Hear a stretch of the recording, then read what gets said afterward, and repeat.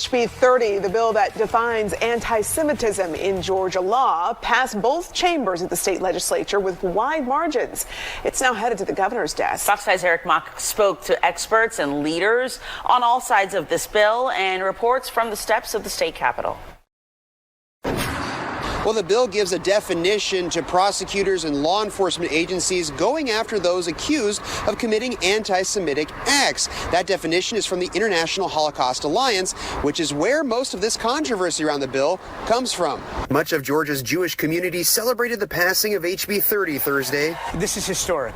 It's a day that Georgia decided to say we will protect Jews throughout the state of Georgia.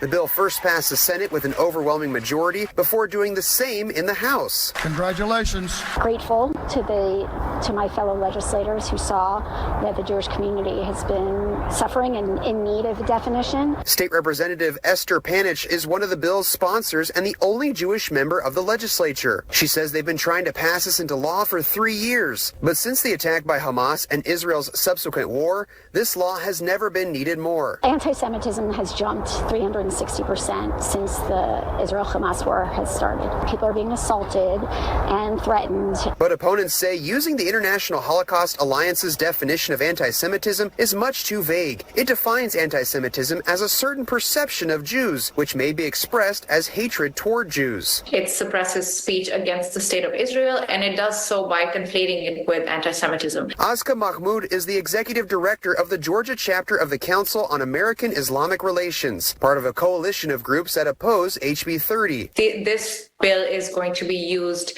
specifically to target pro-Palestine advocacy as it is undertaken by minorities. But professor of law at Emory, Michael Broyd, says the language of the bill doesn't allow for that. These kinds of bills are not designed to minimize criticism of Israel, even minimize illegitimate criticism of Israel. These kinds of bills are designed to increase the punishment for people who engage in criminal activity motivated by anti-Semitism. Governor Brian Kemp has shown support of this bill and is likely to sign it into law.